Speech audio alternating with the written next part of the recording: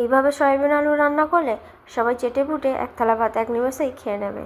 রেসিপিটা দেখুন, সঙ্গে থাকুন, আশা করছি রেসিপিটা ভালো লাগবে। আর যদি এইভাবে বানিয়ে না খেয়ে থাকেন অবশ্যই একদিন বানিয়ে খেয়ে দেখবেন, রেসিপিটা খেতে দারুণ হয়। গরম জলে ভিজিয়ে নিয়েছিলাম, তারপরে 2 থেকে 3 বার জল পাল্টে ধুয়ে জল ঝরিয়ে নিয়েছি। আর এবার রান্নার জন্য গ্যাসের চুলা অন করে তারপরে কড়াইয়ে তেল দিয়েছিলাম, তারপরে পেঁয়াজ, আদা, রসুন, কাঁচা লঙ্কা, টমেটো সব কিছু ভেজে নিয়ে লবণ দিয়ে ঠান্ডা করে মশলাটা গুঁড়িয়ে নিয়েছি।